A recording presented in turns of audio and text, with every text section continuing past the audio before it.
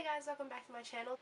Today I will be filming a book talk about To the Boys I've Loved Before by Jenny Han. Please excuse my nasaliness, I am sick. Now, for those of you who don't know To the Boys I've Loved Before, it is about a girl named Laura Jean Song who writes these kind of love letters to the boys she's loved before. Now, when she writes these love letters, she kind of pours out all her feelings onto the page, why she likes him, why she shouldn't like him. She seals the letter, addresses them, and doesn't send them. Instead, she puts them inside of a hat box. Obviously, a couple days later, one of the boys that she's written a letter for back a few years ago approaches her in the hallway and asks her, Laura Jean, what is this letter about? I don't have an STD. Now, the premise of the book is that all the letters have gone out, including the one she's written for her sister's ex-boyfriend, her next-door neighbor and best friend, Josh. So incidentally, Josh is confused about why Laura Jean has sent him this letter about all her confessed feelings. So instead of facing the embarrassment, she fakes a relationship with one of the other boys she's written a letter for. His name is Peter. And the story goes on from there. I will say that I do love the cover. I love how the title looks like it's been written in Sharpie, and it's really beautiful. I also think that the book is beautiful, naked. Just look at this. It's so beautiful. It's kind of girly, but I kind of like that it's kind of girly because it's because it's a contemporary rom-com, so I like how it's ironic. I did like the writing style, but I did also find it kind of detached. It's told in Laura Jean's first person, and normally when you read first person, you kind of fall into the story, like you've assumed the character. The character Laura Jean seems a little distant, and like it's kind of more like you're kind of watching her do these things as opposed to being her, or it kind of feels more like third person. Laura Jean is kind of, I don't want to say that she's bland. She's this, I want to say she's this great character, but there's something about her. For those of you who've read this book, you know what I'm talking about. There's something about her that just, you don't automatically click with her right away. Like you aren't falling in love with her right away. There's something about her that I can't describe it. Just trust me. I'm not saying that to discourage you from reading the book, because I'm suggesting that you go out and read this book if you haven't read it yet. It's an amazing book. I did give it a 3.99 out of 5 on Goodreads for my own personal reasons, which I'll explain in the spoiler section of this video. So if you're going to continue on watching, you're going to figure out why I gave it that rating.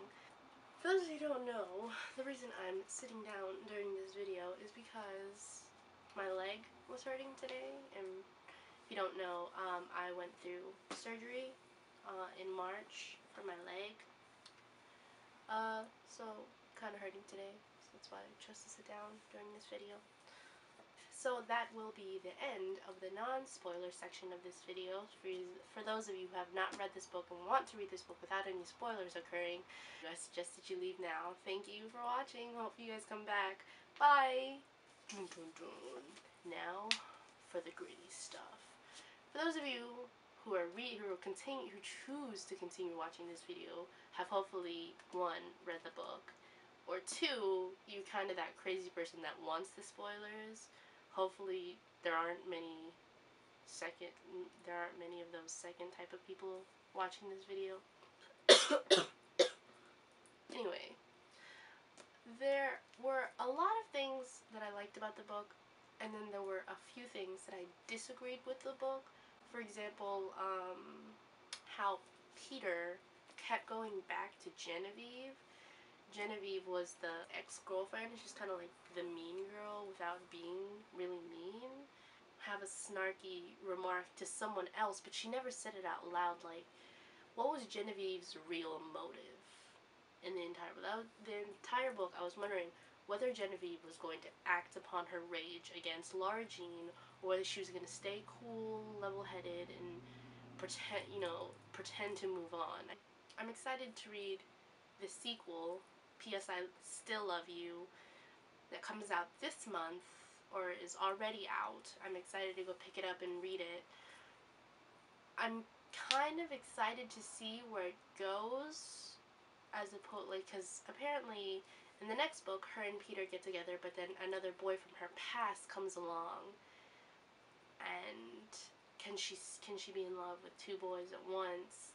So I'm really excited to see how that one turns out. I hope it's just as funny, just as romantic as this one. I found it exceedingly touching that Margot could raise her sisters from a woman's perspective. I found it very, very inspiring. I did not like at the end of the book how Margot and Laura Jean were fighting over Josh, because I found that it's like bros before hoes, right? You don't let a boy come between you. Although I will say it was wrong of Margot to kind of pit Laura Jean as the enemy, because in my opinion, Laura Jean did say that Josh was the one that kissed her. Josh is the one that said that he kissed Laura Jean. He didn't, you know what I mean? He did it in spite, like out of spite. He didn't do it like, oh, I'm professing my great love for Laura Jean. No, he did it because it was like, it was in the moment. In the beginning of the book, I loved Josh. I loved Josh. He was the perfect boy next door. But then as Laura Jean progressed her relationship with Peter, I found myself getting annoyed with Josh in a way. Like, every time he'd come into a scene, I would kind of like, okay, I want this Josh scene to end. Just go back to Peter, go fall back in love with Peter.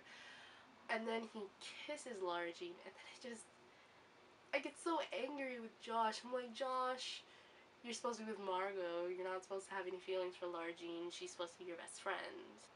Another thing I did not appreciate about this book is how Jenny Ha gives me 70 pages. 70 pages to wrap up everything, for her to admit her feelings to Peter, to admit to her sister that she kissed Josh, or for Josh to have kissed her, for her and her sister to make up, for her to write another love letter to Peter. I hate how I only get 70 pages. I hate when books do that. Like, give you, like, the entire book they give you a great slow progression of a relationship, and then in the last 70 pages, last 40 pages, they give you a sudden relationship. It's aggravating.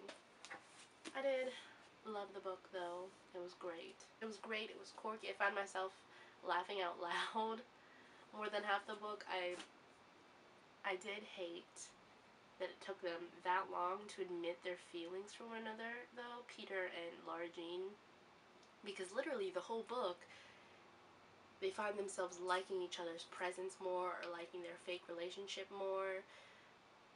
But then they admitted the last, like I said, last 70 pages, and it's killing me because you don't know halfway through the book whether Peter's still acting to to piss off Genevieve, or he's really liking her. Like, obviously he's really liking her, but at the same time you still kind of have to doubt. You kind of have to like be like, is it all for Genevieve? Is he really like, is he doing this all for Genevieve? I don't understand. But yeah, I did give this book a 3.9. So if you have not read the book and you're watching this because you want the spoilers, I suggest you go pick up this book, read it, and stop spoiling books, because it's not a healthy habit. Overall, I did love the book. It was very funny, it was romantic, it was cute, it was everything I was hoping for in a rom-com contemporary book. So that'll be it for my book talk for To All the Boys I've Loved Before by Jenny Han.